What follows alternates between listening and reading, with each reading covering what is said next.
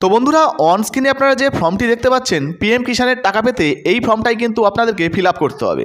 এই ফর্মটা যদি আপনি না ফিল আপ করেন, সেক্ষেত্রে পিএম কিষাণ যোজনায় কিন্তু আপনার নাম নথিভুক্ত নাও হতে পারে। আপনাদেরকে জানিয়ে রাখি, ইতিমধ্যে পিএম কিষাণ যোজনাতে স্পেশাল ক্যাম্প করে কিন্তু নাম তোলা হচ্ছে।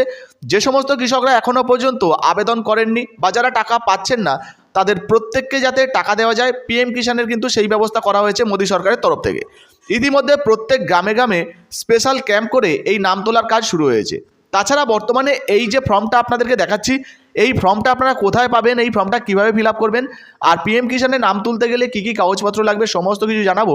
তাই ভিডিওটা একটু স্কিপ না করে পুরোটা দেখতে থাকুন। আপনি যদি আমাদের চ্যানেলে নতুন আসেন, অবশ্যই চ্যানেলটিকে সাবস্ক্রাইব করে পাশের বেল আইকনটিকে অন করে রাখুন এই ধরনের গুরুত্বপূর্ণ ভিডিও সবার আগে পাওয়ার জন্য। ফেসবুক থেকে দেখলে আমাদের পেজটা ফলো করতে ভুলবেন না।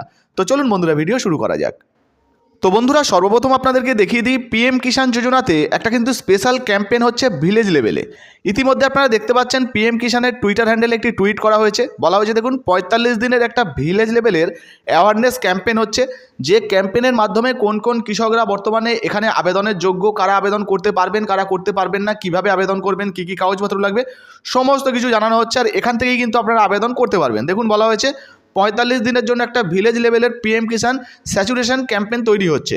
আর এখানে কিন্তু সরাসরি আপনারা আবেদন করতে পারবেন। তো আপনাদের গ্রামে যদি ইতিমধ্যে এটা না হয়, সেক্ষেত্রেও কিন্তু আপনারা করতে পারবেন, চিন্তা করবেন না। তার জন্য আপনারা অনলাইনে আবেদন করতে পারবেন। দেখুন, এখানে পরিষ্কার বলা হয়েছে, মোদী সরকার কি গ্যারেন্টি, দেশ কা হার কিষান কো মিলেগা সমৃদ্ধি। তো বুঝতে পারছেন, প্রত্যেক কৃষক যাতে টাকা পায় সেই ব্যবস্থায় কিন্তু করা হচ্ছে।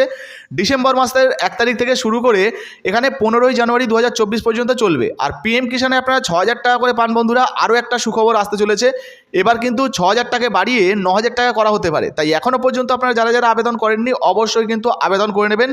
ইতিমধ্যে কিন্তু গ্রামে গ্রামে স্পেশাল ক্যাম্প হচ্ছে, আপনাদেরকে জানাচ্ছি স্পেশাল ক্যাম্প হচ্ছে, ক্যাম্পেইন চলছে। এর মাধ্যমে কিন্তু আবেদন করতে পারবেন।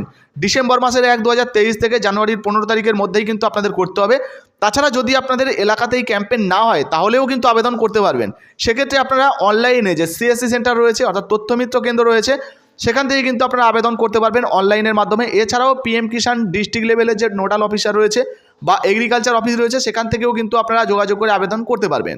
তো বুঝতে পারলেন বন্ধুরা, বর্তমানে কিন্তু পিএম কিষাণে আবেদন চলছে স্পেশাল ক্যাম্প করে। অবশ্যই আপনারা আবেদন করে নিন এখনও পর্যন্ত যদি না করেন। এবারে আপনাদেরকে জানিয়ে দেবো, পিএম কিষাণ যোজনাতে বর্তমানে আবেদন করার পর কী কী কাগজপত্র দিতে হবে এবং ডিস্ট্রিক্ট লেভেলে অ্যাপ্রুভাল পাওয়ার জন্য আপনাদেরকে কোন ফর্মটা ফিল আপ করে জমা করতে হবে। এটা যদি না করেন, সেক্ষেত্রে কিন্তু টাকা পাবেন না। তো চলুন, বর্তমানে ডিস্ট্রিক্ট লেভেলে কোন ফর্মটা আপনাদের ফিল আপ করতে হবে, কীভাবে করবেন, এক এক করে দেখিয়ে দিই। তো বন্ধুরা, পিএম কিষাণে আবেদন করার জন্য এবং স্টেট লেভেল বা ডিস্ট্রিক্ট লেভেলের অ্যাপ্রুভাল পাওয়ার জন্য এই ফর্মটা কিন্তু আপনাকে ফিল আপ করে জমা করতে হবে। দেখুন, এখানে বলা হয়েছে পিএম কিষাণ অর্থাৎ কিষাণ সম্মান নিধি প্রকল্পে অন্তর্ভুক্ত হওয়ার জন্য স্বঘোষণাপত্র পরিষ্কার লেখা রয়েছে, দেখতে পাচ্ছেন। এই ফর্মটাই কিন্তু আপনাকে ফিল আপ করে জমা করতে হবে। কোথা থেকে এই ফর্ম পাবেন, কোথায় জমা করবেন, সেটাও জানাবো। কী কী কাগজপত্র দিতে হবে সেটাও জানাবো।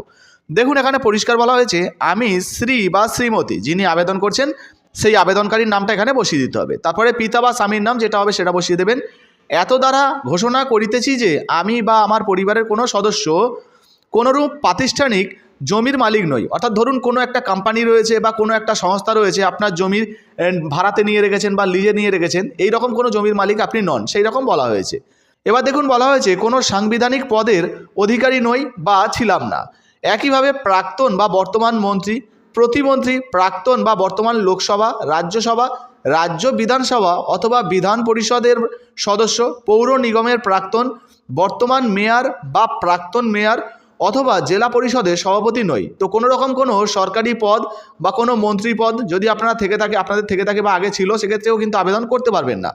একইভাবে বলা হয়েছে ৪ নম্বরে, দেখুন, যে কেন্দ্রীয় সরকার অথবা রাজ্য সরকার অধীনস্থ মন্ত্রণালয়, দপ্তর, বিভাগ, শাখা কার্যালয়, কেন্দ্রীয় বা রাজ্য সরকার অধীনস্থ উদ্যোগ বা সংযুক্ত দপ্তর, স্বশাসিত সংস্থার ঠিকা বা নিয়মিত কর্মচারী, চতুর্থ শ্রেণীর কর্মচারী ব্যতীত, অর্থাৎ যারা গ্রুপ ডিতে কাজ করেন তাদেরটা ছাড় পাবেন। তারপর বলা হয়েছে বা আধিকারিক নই। তো বুঝতে পারছেন, এই সমস্ত যদি আধিকারিক হন বা পদে যদি আপনারা থাকেন, সেক্ষেত্রে কিন্তু আপনারা আবেদন করতে পারবেন না, আপনাদেরটা ক্যান্সেল হয়ে যাবে। এরপরে দেখুন, বলা হয়েছে যে মাসিক ১০,০০০ টাকার বেশি কিন্তু পেনশন পাই না। অর্থাৎ যদি আপনি পেনশনও পেয়ে থাকেন তাহলে আবেদন করতে পারবেন, কিন্তু পেনশনের যে পরিমাণটা সেটা কিন্তু মাসিক ১০,০০০ টাকার নিচে হতে হবে।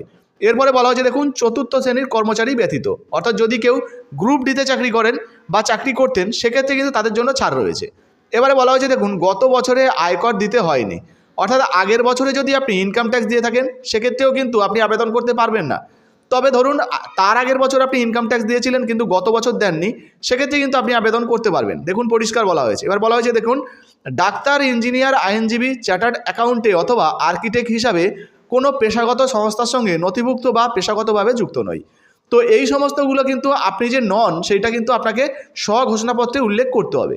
এবারে যেদিন আবেদন করছেন সেই আবেদনের তারিখটা এখানে দিয়ে দেবেন, স্বাক্ষর করে দেবেন, সই করে দেবেন। সই না জানলে বাঁ হাতের বুড়ো আঙুলের ছাপও দিতে পারেন। এরপরে পুরো নামটা এখানে লিখে দেবেন, ঠিকানাটা লিখে দেবেন, মোবাইল নাম্বার এখানে লিখে দেবেন। এই যে ফর্মটা আপনারা ফিল আপ করলেন এই ফর্মটা নিয়ে কিন্তু আপনাকে জমা করতে হবে। কোথায় জমা করবেন?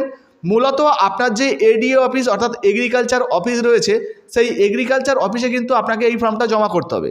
সেই সঙ্গে জানিয়ে দিই বন্ধুরা, বর্তমানে কিন্তু দুয়ারে সরকারের যে সমস্ত ক্যাম্পগুলো হচ্ছে সেই দুয়ারে সরকারের ক্যাম্পেও আপনারা এই ফর্ম জমা করতে পারবেন। বর্তমানে এই যে ফর্মটা আমরা নিয়ে এসেছি এই ফর্মটাও কিন্তু দুয়ারে সরকার থেকেই আমরা নিয়েছি। আপনি চাইলে দুয়ারে সরকারের ক্যাম্প থেকে কিন্তু এই ফর্মও সংগ্রহ করতে পারেন, অথবা আপনার নিকটবর্তী যে ব্লক অফিস রয়েছে সেই ব্লক অফিস থেকেও পেয়ে যাবেন বা এডিও অফিস থেকেও কিন্তু পেয়ে যাবেন।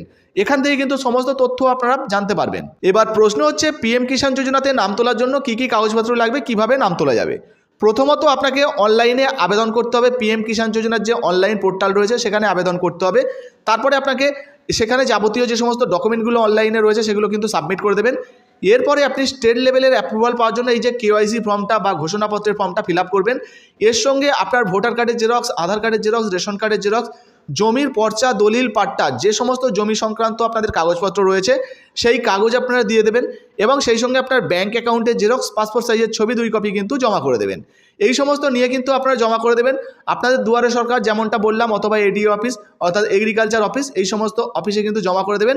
দিলে কিন্তু স্টেট লেভেলে যে অ্যাপ্রুভালটা সেটা আপনারা পেয়ে যাবেন। আপনারা সবাই জানেন ডিস্ট্রিক্ট লেভেলে অর্থাৎ স্টেট লেভেলে বা ডিস্ট্রিক্ট লেভেলে যদি অ্যাপ্রুভাল না পাওয়া যায় সেক্ষেত্রে কিন্তু পিএম কিষাণ যোজনার টাকা পাওয়া যায় না। তো সেটা করতে হলে অবশ্যই আপনাদেরকে কিন্তু এই ফর্মটা ফিল আপ করে জমা করতে হবে বন্ধুরা। এছাড়াও বন্ধুরা ভিডিওতে দেওয়া কোনো তথ্য যদি ভুল বা অসম্পূর্ণ মনে হয় সেক্ষেত্রে সংশোধনের জন্য অবশ্যই নিচের কমেন্ট বক্সে কমেন্ট করে জানাতে পারেন। ভিডিও ভালো লাগলে ভিডিওতে একটি লাইক দিয়ে ভিডিওটা শেয়ার করে দেবেন। ফেসবুক থেকে দেখলে আমাদের পেজটা ফলো করতে ভুলবেন না, আর ভিডিওটা শেয়ার করতে ভুলবেন না বন্ধুরা। ধন্যবাদ।